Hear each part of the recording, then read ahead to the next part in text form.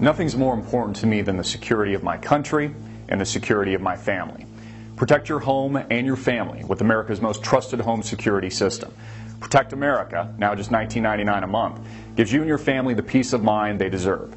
Protect America and protect your family today.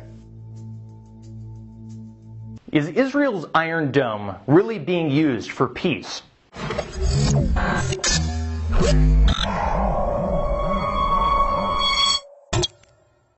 Hey everyone, welcome back to AMTV News. I'm Topher Morrison. This past week, Israel's Iron Dome successfully defended both the southern city of Eilat and its northern front. Its simple mission to intercept incoming rockets, aircraft, and artillery was first declared operational on March 27, 2011, and deployed in the Negev desert at a cost of hundreds of millions of dollars thanks to U.S. taxpayers. Taxpayers who already send $2 billion a year in military aid to Israel. The technology, however, is turning out to be the most effective defensive measure in the Jewish arsenal, or what David Patrick Ericos, writing for The Diplomat, calls the latest jewel in Israel's opulent military crown. Over the last decade, 15,000 Gazan-made, Qassam, and Iranian-made Fajr-5 rockets have been launched at Israeli cities, from Hezbollah in Lebanon and Hamas in the Gaza Strip. Israel has traditionally fought back by building titanic walls, bulldozing Palestinian enclaves, expanding its settlements, bolstering security checkpoints, and threatening open invasion, all the while prosecuting a seemingly endless series of vicious retaliatory responses. That all changed last November when Hamas and Islamic Jihad lost 1,500 rockets at Israel, as over 75,000 soldiers and hundreds of armored vehicles amassed along Gaza's border. The mobile all-weather air defense system developed by Israeli firm Rafael Advanced Defense Systems prevented the Israeli invasion of Palestinian territory. Ostensibly defense finally became Israel's last and best offense. The Iron Dome, contrary to much criticism over feasibility and effectiveness, knocked down nearly every rocket Hamas had to offer, performing at a shocking, although unconfirmed, 90% success rate. Defense reporter Mark Thompson wrote that the lack of Israeli casualties, however, suggests the Iron Dome is the most effective, most tested missile defense shield the world has ever seen. The problem is it also provides two important disincentives. One is to engage the Palestinian people at large. Safe within their ballistic bubble, the relative squalor and angst of Israel's neighbors persist a world apart, and as always, the despair threatens the prospects for peace. The second is if Israel is effectively able to intercept all incoming missiles with an impenetrable shield, how pressing is diplomacy? There lies Israel's inherent but temporary vulnerability. Can the Iron Dome defend against the nuclear-tipped Shahab-3? As Israel's test comes from this more sophisticated attack from the east in Iran. A test that, unfortunately for Israel, according to analysts, will fail with its current air defense systems.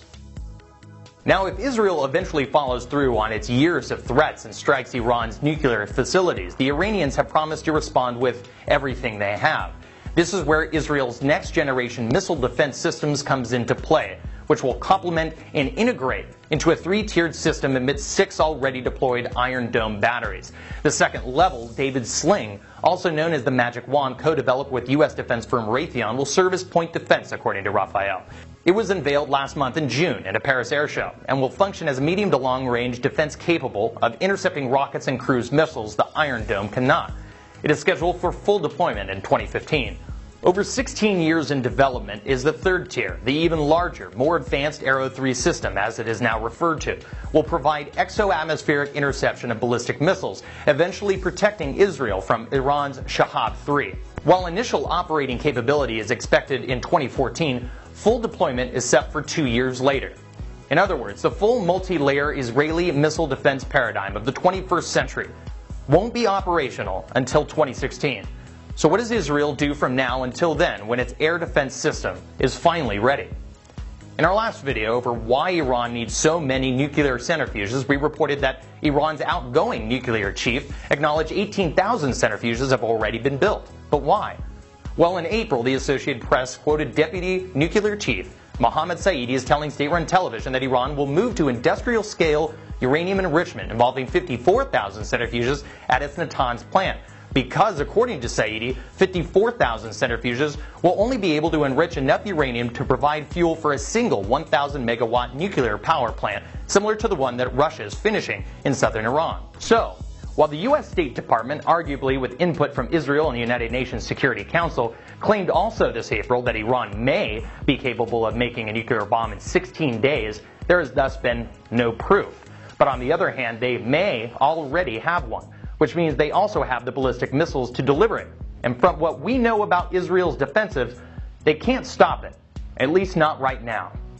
The Iron Dome is one thing. Rockets have kept Israelis cowering shelters for years, but no advanced ballistic missiles have ever threatened the Jewish homeland. And arguably any large-scale attack would result in both the loss of Palestinian lives and property, including holy sites. Additionally, Israel is believed to have tactical nuclear capability as well. So even if Iran straps a nuclear warhead to a Shahab missile, the tried and true model of mutually assured destruction ought to be a deterrent. However, all of this changes when Israel completes its plan. Now, considering this gap between Iran's tactical nuclear capability and Israel's inability to properly defend itself at the moment, goes far in explaining why Israel seems so concerned with who is to become commander-in-chief during the U.S.'s last election cycle, and why Benjamin Netanyahu played such an awkward role in last year's presidential race, replete with cartoonish bombs, red lines, and questions of whether or not he was injecting himself into American politics on behalf of Israel's self-interest.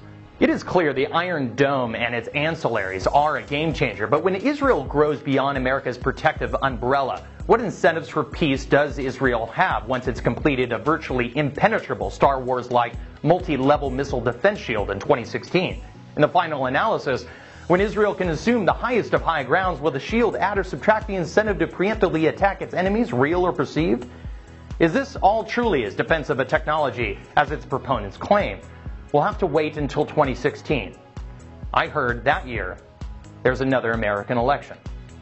If you enjoyed this content, please subscribe, comment, like, and share this video. Follow me on Facebook at The Real Topher Morrison and on Twitter at AMTV News. Check out my other videos here or visit amtvmedia.com. And if you really liked our stuff, we're asking for your help in keeping us independent by donating $5 per month to alternative media.